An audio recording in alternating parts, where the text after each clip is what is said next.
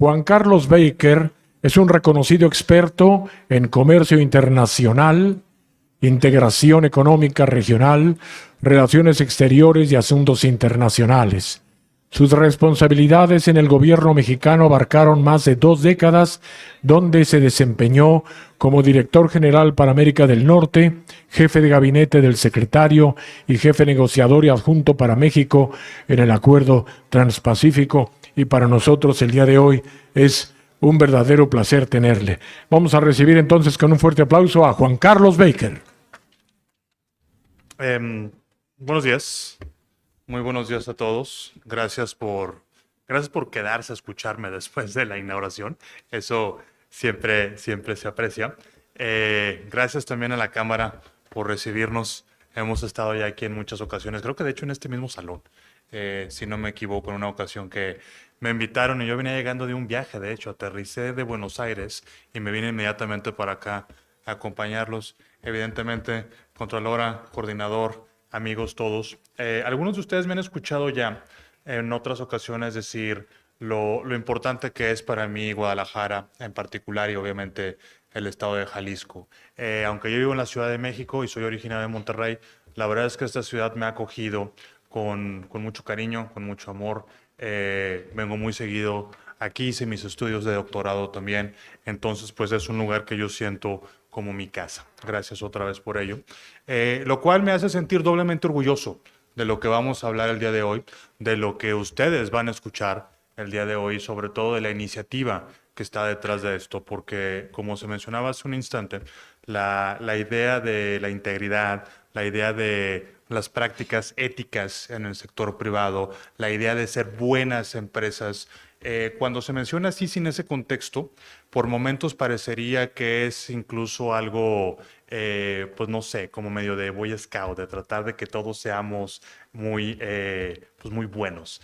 Y eso, además de ser falso, creo que es como una caricatura que no le hace realmente bien a ahondar y avanzar en el mensaje y en la agenda que sí tenemos que ahondar y avanzar, que es pues que la integridad, como ya se mencionó previamente, es un elemento indispensable si es que nosotros queremos que este país crezca, que se genere el desarrollo económico, que necesitamos las inversiones de calidad que nuestro país requiere y bueno, por supuesto que nuestra sociedad en general sea mejor. Es decir, esta idea de ser buenos o de ser éticos no es nada más un broche o un parche que nosotros podamos ponernos en nuestro saco o colgar de nuestras empresas. Efectivamente, como también hace un instante se mencionaba, el doctor de la Torre lo mencionaba, esto ya se está convirtiendo en un tema que es completamente necesario para la propia supervivencia de las empresas.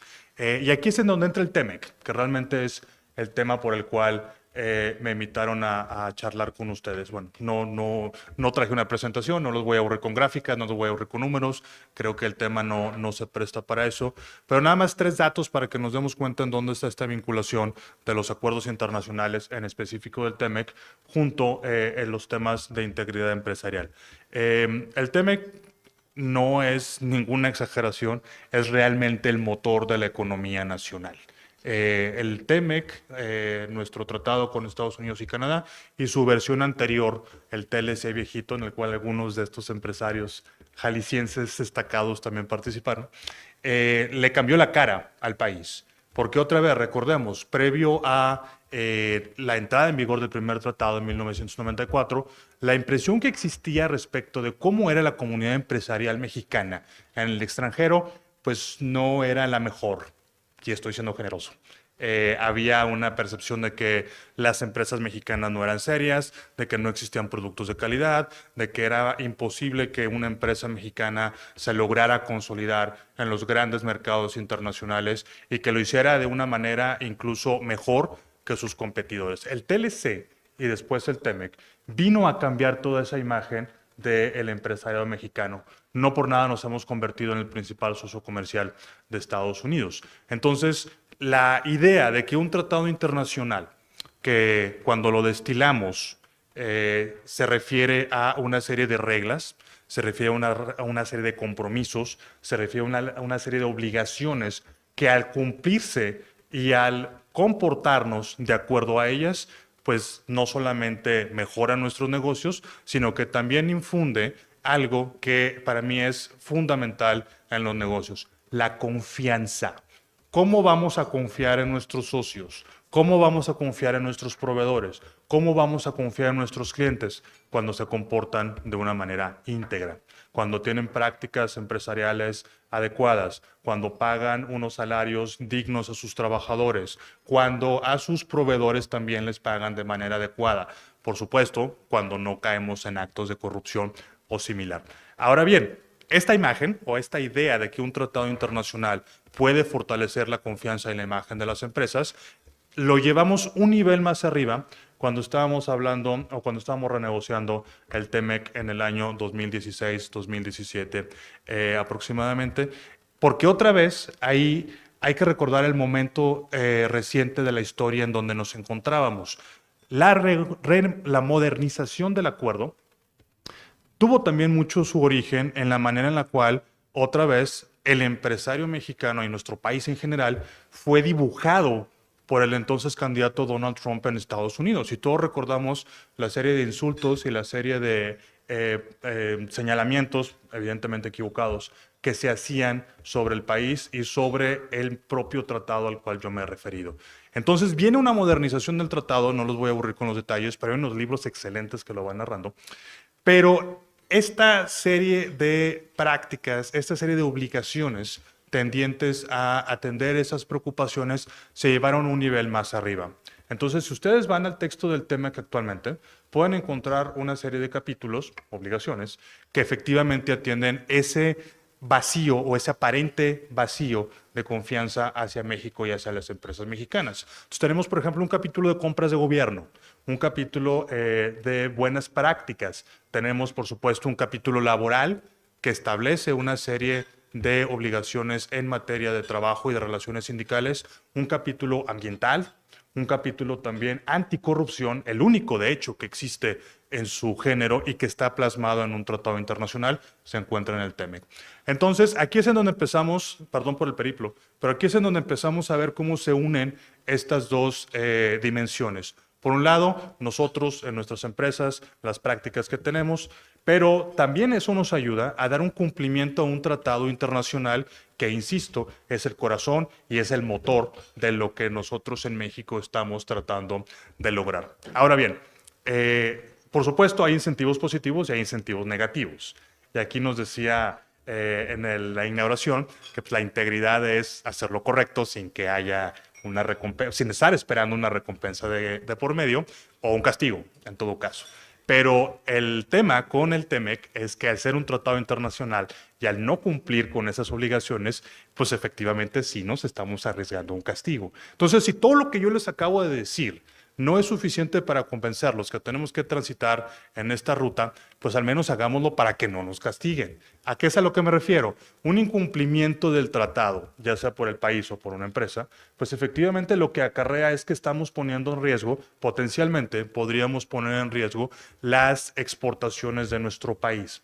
¿Y eso qué quiere decir? Pues que cuando un país como México exportó más de 600,000 millones de dólares el año pasado, y quiero que repitan esta frase así bajito, 600,000 millones de dólares. Es prácticamente 2 veces el tamaño de la economía de Argentina. ¿Ok? Y Argentina es un país G20, no es para nada menor.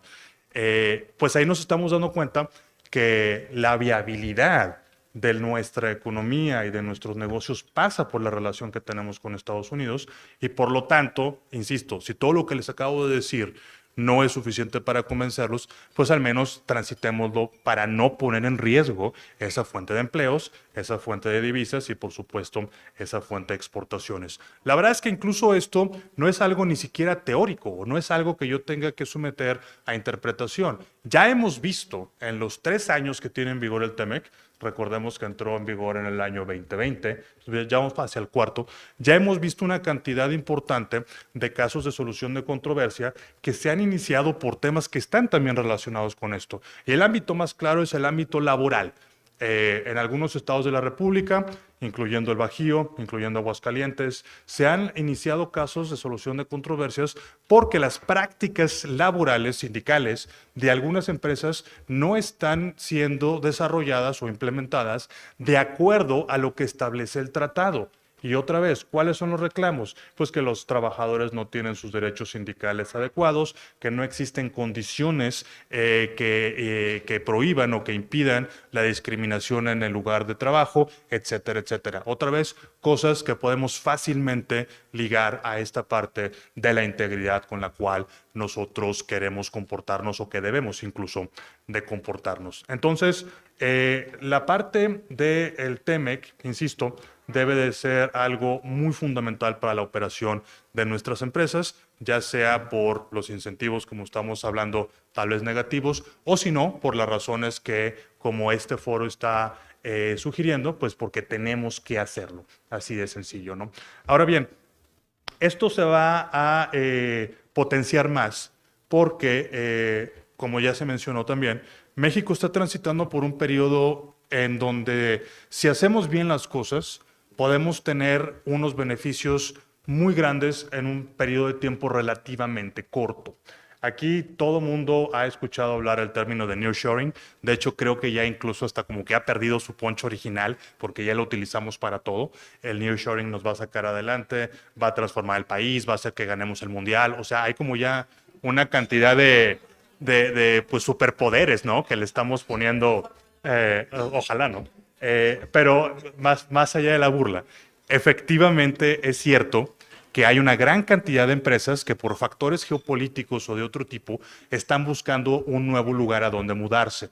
México es sin duda uno de los países que más se pueden beneficiar de este movimiento de capitales y ya lo estamos presenciando. Aquí mismo en Jalisco y en otras partes de la República, la llegada de nuevas empresas es bastante evidente. Simplemente deténganse en un semáforo y vean la cantidad de automóviles de marcas nuevas que hace tal vez 5 años no veíamos. O sea, incluso por, insisto, evidencia anecdótica, eso está sucediendo. Pero cometeríamos un error muy grave si pensamos que las empresas no están valorando también factores como la integridad, los derechos laborales, el respeto al Estado de Derecho y demás. De nuevo, cosas que podemos fácilmente asociar con la integridad. Cometeríamos un error si pensamos que las empresas que están buscando una nueva casa solamente quieren una mano de obra accesible y una cercanía al mercado geográfico de Estados Unidos. Todas las otras cosas que estamos mencionando son cada vez un factor más importante en la toma de decisiones de las empresas acerca de dónde se van a localizar. Ahí hay una encuesta que organiza Reuters, es una encuesta corporativa a CEOs de todo el mundo, y en la edición del 2023, esa encuesta encontró que 88% de los CEOs a los que les preguntaron si están pensando hacer inversiones en otro país, contestaron, 88%, contestaron que un factor fundamental va a ser el compromiso de ciertos lugares, México por ejemplo, u otros, con causas ambientales, con causas sociales, con causas laborales. Regresamos al punto que mencionaba hace un instante. No es ni siquiera un tema de que nosotros queremos sentirnos bien o que queramos ser buenos. Si no transitamos en esa ruta, el riesgo potencial que tenemos en Jalisco y en todo México, primero, es que no alcancemos a desarrollarnos económicamente en materia de inversiones y comercialmente a nuestro máximo potencial.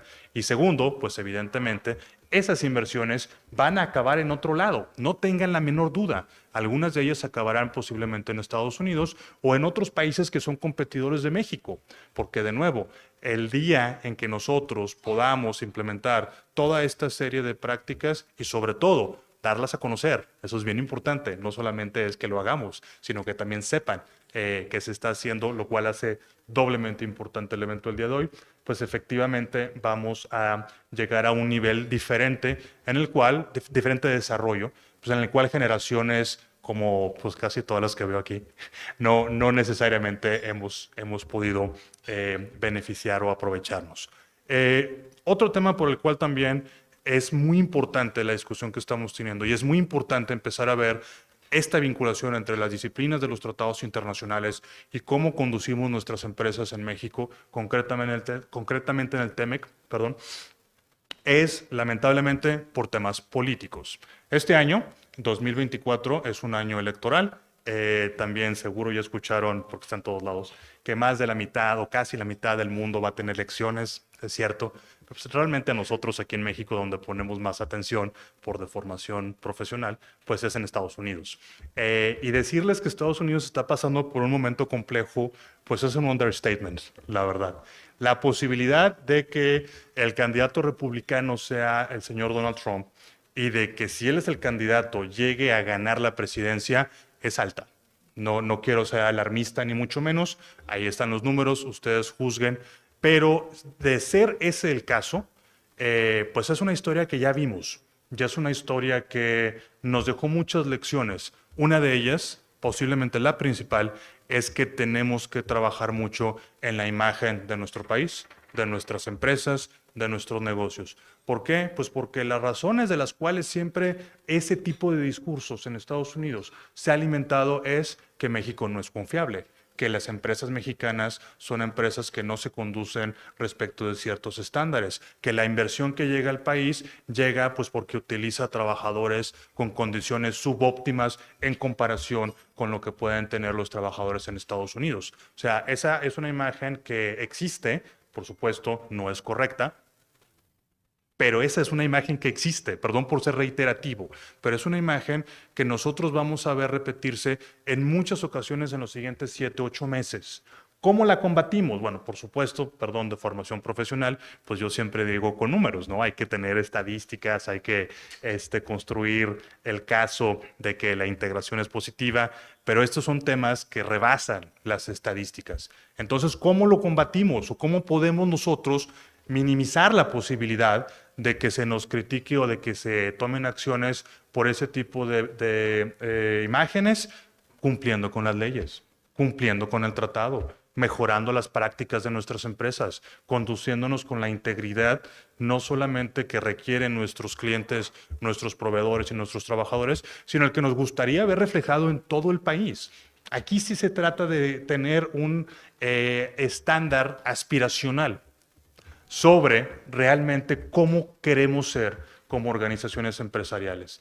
Y si además de lo político, que insisto, si esto no sería suficiente para convencerlos, además de lo político, otro tema por el cual esto es relevante es porque en el 2026, como ya también muchos han escuchado, va a haber una revisión del tratado con Estados Unidos y Canadá.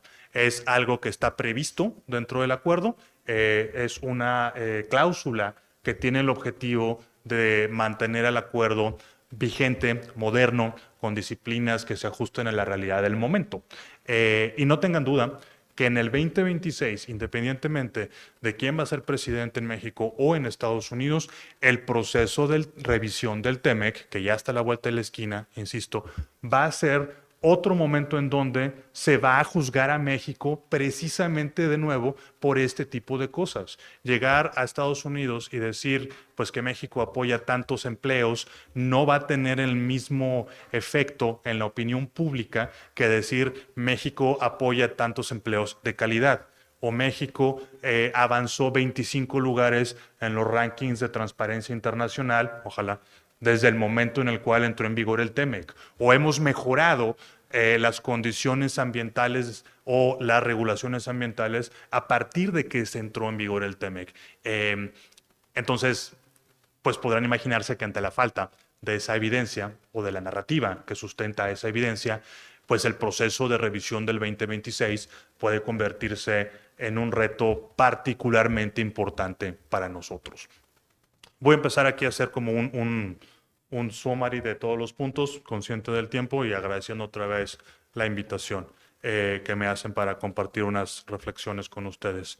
El ser empresas íntegras, el comportarnos de una manera íntegra, va mucho más allá de que solamente nos sintamos bien porque somos buenos. Es una necesidad económica, porque de esa manera es en la cual se puede promover el crecimiento que realmente necesita nuestro país. Segundo, el comportarnos con integridad y el tener unas prácticas dentro de nuestras empresas que lo reflejen es de alguna manera una ventaja competitiva para nuestros propios negocios. ¿Por qué? Porque atraemos inversión de mejor calidad, porque podemos atraer talento humano mucho más capacitado, porque además nos da exposición a una ventana hacia el exterior. Y cuando pensamos que en México el 88% del PIB tiene que ver con el comercio internacional, pues ahí pueden ver cómo esto es algo muy importante y muy necesario. Tener estos estándares de integridad no solamente es esa ventaja competitiva que ya mencioné, sino que además va a ayudarnos en México, en el estado, por supuesto, en Jalisco, a transitar en un momento en el cual va a ser sumamente complejo, ya sea por temas políticos electorales, como acabo de mencionar, tanto en México como en Estados Unidos. Y segundo, porque la fuente de nuestra competitividad y la fuente de nuestro crecimiento económico, que es el TEMEC, va a pasar por un proceso de revisión bastante exhaustivo en menos de 2 años. Entonces, cuando juntamos todos estos elementos, pues de nuevo hace todo el sentido del mundo lo que estamos discutiendo aquí, hace todo el sentido del mundo que estemos comprometidos con esta causa y además quiero felicitarlos, pues porque esto es sin duda un ejemplo que a mí me gustaría ver repetido en otras partes de la República. Aquí el coordinador y mis amigos de la Secretaría de Desarrollo, pues saben que viajo por muchas partes de la República, que tengo la oportunidad, el honor realmente, de poder conocer a muchos empresarios, a escuchar muchas experiencias locales y no es porque esté aquí ahora, no tengo que impresionarlos, pero sí les puedo decir que lo que estamos viendo aquí en Jalisco es algo muy innovador, es algo que realmente, insisto, debería ser un ejemplo a llevar a otras latitudes. Lo cual también refuerza el hecho de que las cámaras estén siendo partícipes de este proyecto. Las cámaras, que son pues estas vías en donde transcurren y en donde transitan todos los intereses, todos los elementos de información de la comunidad empresarial, las cámaras pueden hacer esa labor de llevar a otros lados de la República las buenas noticias de lo que se está viviendo aquí y de cómo estos ejemplos, pues si funcionaron aquí, no tienen por qué ser exentos o no podrían dejar de ser implementados en otras partes de la República. Nuevamente, muchas gracias por invitarme. Espero que tengamos muchas más conversaciones de este tipo. Los paneles que tienen hacia adelante son también particularmente interesantes, muchos de ellos en sectores pues, que son controversiales en sí mismo, ¿no? Salud, por ejemplo. Pero que son conversaciones que tenemos que tener, son preguntas que tenemos que respondernos y son también, por supuesto, experiencias que tenemos que escuchar, pues porque lo que queremos hacer es precisamente eso, fundar nuestras experiencias futuras a partir de la integridad y lo que sabemos que ha funcionado. Muchas gracias. Gracias, Juan Carlos, por tu presencia. ¿Cómo Jalisco, como Estado subnacional, podría visibilizar esta agenda en Estados Unidos en vísperas de la negociación del TEMEC, ¿no? Sabemos que hay muchos Méxicos, de alguna forma también lo señalabas. Un Estado subnacional, ¿cómo puede posicionar esta agenda ante nuestros socios estadounidenses? Gracias por la pregunta, coordinador. Es una excelente pregunta, de hecho, porque si bien no lo comenté de manera explícita, qué bueno que el mensaje sí pasó, lo que se hace aquí tiene que saberse en otros lados y pues bueno, otros estados toman sus decisiones también. Yo veo aquí tres posibles maneras de dar a conocer lo que se está haciendo en el estado. La primera es a través de las oficinas que el gobierno de Jalisco ya tiene en el extranjero. Concretamente sé que hay una en Washington, sé que hay otra en Los Ángeles. Entonces, bueno, desde luego esas son, no quiero decir que sean pequeñas embajadas, pero son canales de comunicación que se pueden aprovechar para transmitir de manera pues muy eficiente lo que el gobierno de Jalisco está haciendo, ¿no? Segundo, la propia comunidad de empresarios jaliscienses en otras partes del mundo. Sabemos que algunos empresarios del estado de Jalisco pues han logrado construir negocios muy exitosos en otras partes del mundo, ¿sí? Ya sea en Estados Unidos, en España también. Entonces, pues ellos pueden ser una correa natural de transmisión para que esos empresarios que están fuera puedan decirle a sus clientes, a sus proveedores, a la gente con la que conviven del día a día, pues que el estado de Jalisco está haciendo bien las cosas, e invitarlos a que lo conozcan. Tercero, creo que otra manera también pues es atender ferias, atender eventos que pues desde hace algunos años, desde el gobierno federal, no existe necesariamente una agenda coordinada en ese aspecto, pero nada impide que el estado de Jalisco vaya a ferias en Japón, en China, en Estados Unidos. Recientemente hubo un ejercicio bastante inédito con el Hannover Messe.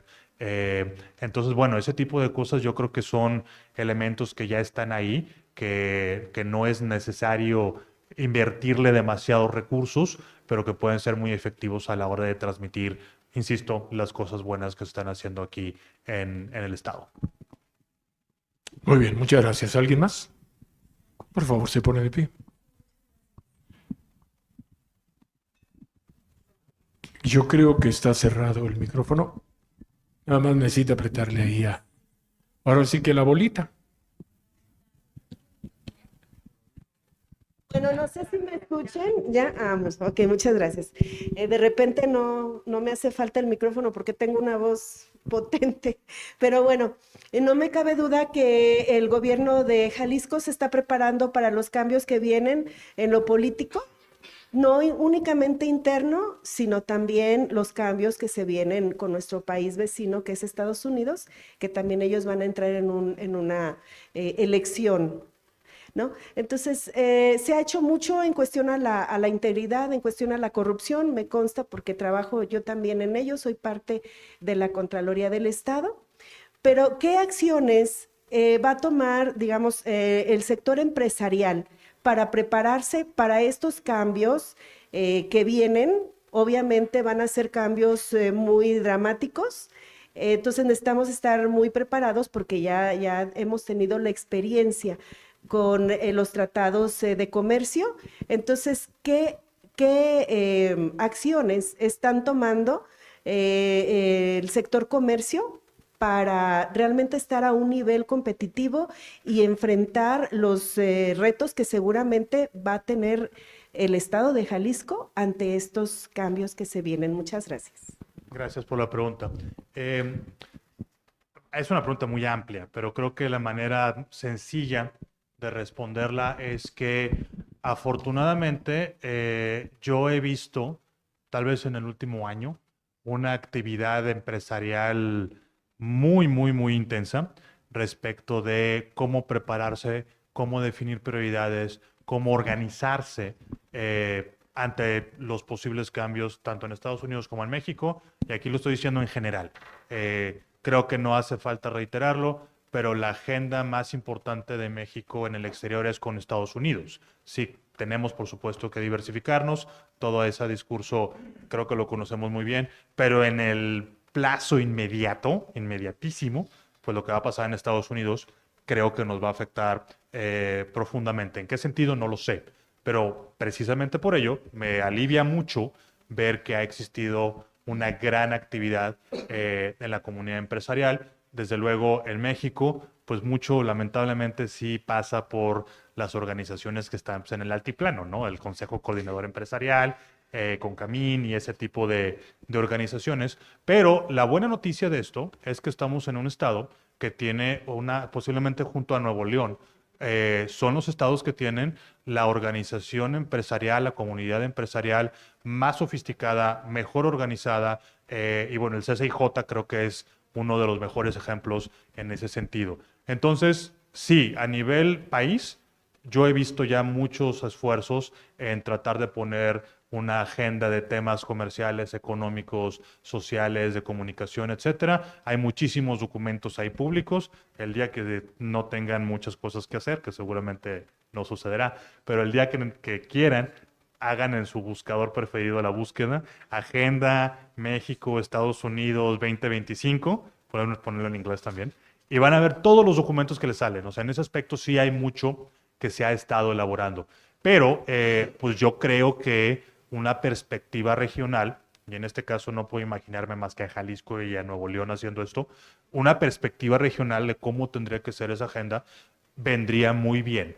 Y eso, por cierto, pues tampoco estamos reinventando el agua caliente. En Estados Unidos es bien común que salga el estado de California a poner sus ideas o el estado de Illinois. En Canadá pasa lo mismo con las provincias. Entonces, esta dinámica subfederal que pues yo creo que en los últimos años ha ido llenando ciertos huecos, pues creo que debemos de fortalecerlo. Entonces, pues sí, invitaría a la comunidad empresarial de Jalisco a que también piense si eso sería una buena idea para que lo desarrollen. Tenemos tiempo para dos últimas, por favor. ¿Cómo estás? Mucho gusto. Georgina Tello, presidente de la Asociación de Empresarios Mexicanos, Estados Unidos, México. Yo hago mucho parte binacional, ¿no? Y quisiera hacerte una pregunta. En esta mezcla de culturas de atracción de inversión, donde hoy se viene mucha inversión china, que no toda inclusive es de los ojos del agrado de los Estados Unidos, porque a veces tiene que ver con inversión no de capital privado chino, sino también a veces inversión de gobierno chino, ¿sí? Que esto es un tema muy delicado. Entonces a veces viene la atracción de inversión y creemos que estamos atrayendo inversión y no es la que se ve con tan buenos ojos en Estados Unidos. A mí lo que me preocupa, que yo como tú, yo también soy ciudadana mexicana y americana, entonces me informo mucho, veo muy fuerte el tema del gobierno Trump, y entonces me preocupa que hoy agarre un tema de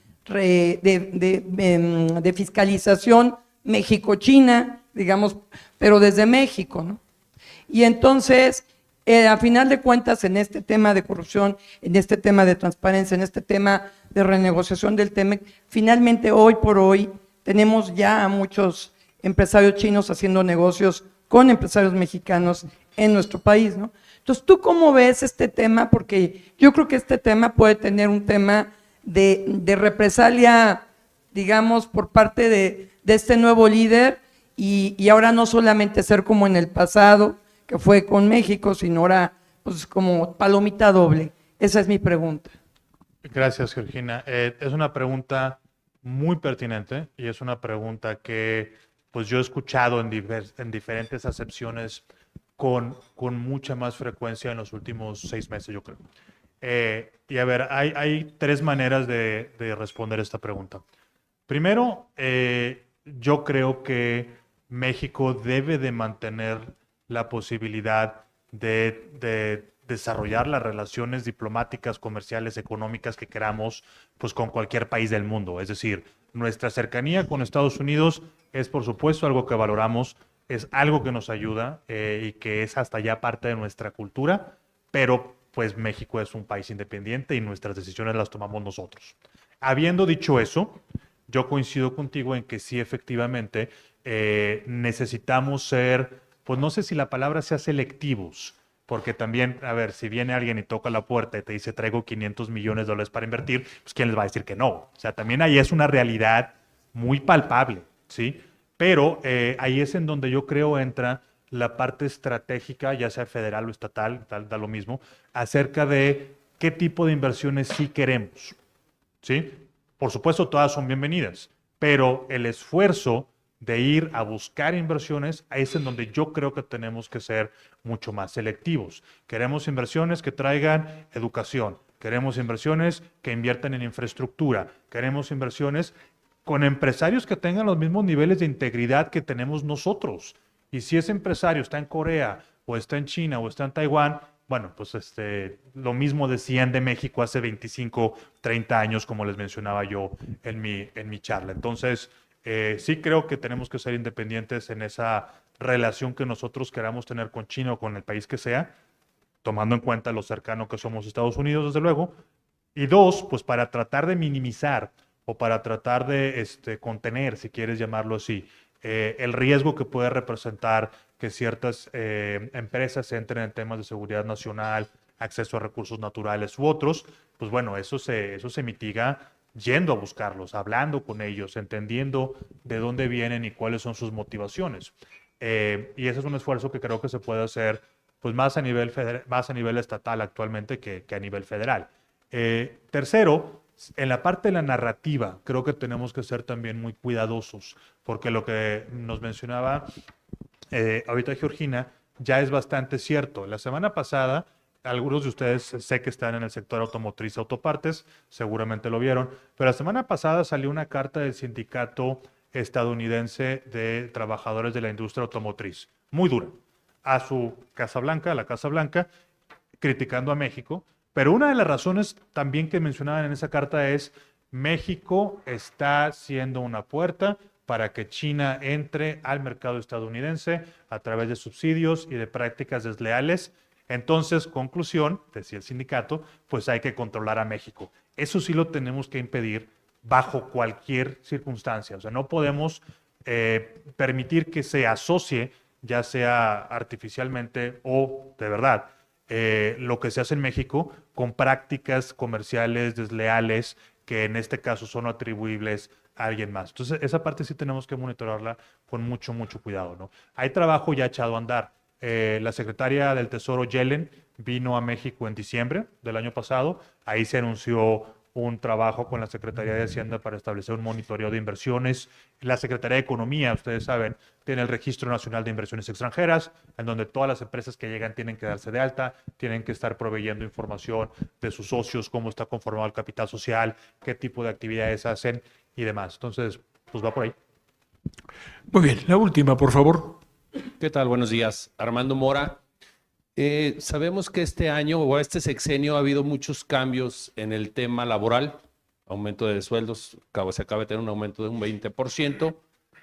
Esto muchas veces es atribuible y el gobierno federal dice que es por el bienestar de los ciudadanos, pero también saber qué tanto ha sido por el tema del tratado, que esté ya pactado, que se tengan que tener este tipo de ajustes, los ajustes que vienen que se habla de la reducción de la jornada laboral, el aguinaldo, con la intención de pues, los pequeños y microempresarios poder estar preparados para estos tipos de cambios. ¿Y qué otros cambios tú crees que se vislumbren para ser más competitivos y evitar, por ejemplo, lo que pasa en Malasia, ¿no? Claro. Qué bueno que me haces esta pregunta, Armando, porque me da la oportunidad de aclarar algo que lamentablemente ha existido desde hace un tiempo. El TEMEC no establece salarios obligatorios. El TEMEC no pone en su artículo XX, párrafo Y, fracción Z, se van a pagar $30. Eso lamentablemente es una idea que existe por ahí en el imaginario colectivo, pero no es cierto. El tratado no tiene ningún tipo de disposiciones en materia de cuánto se va a pagar. El capítulo laboral, que es el capítulo 23, sí tiene un artículo en donde se establece que los países deben de tener una legislación que determine cuáles van a ser las condiciones del salario mínimo, pero no se mete a establecer niveles.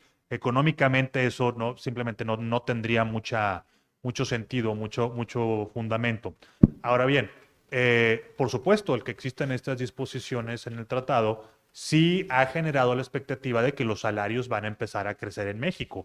De hecho, ese fue todo el sentido de que se introdujera un capítulo de ese tipo, de acuerdo a lo que querían, en este caso, el Partido Demócrata en Estados Unidos. Ahora bien, todo lo que tú mencionas, la parte de, bueno, la eliminación del outsourcing, la aprobación de varios convenios de la OIT que estaban por ahí dormidos en el Senado, la parte del aumento de los salarios, las vacaciones, la posible reducción de la jornada laboral, etcétera. Eso es una agenda de política laboral que ha sido implementada de manera unilateral por el gobierno de México. Podemos pensar si es bueno, malo, mediocre, le falta, no lo sé, pero eso es una agenda que se ha perseguido totalmente por iniciativa del gobierno de México.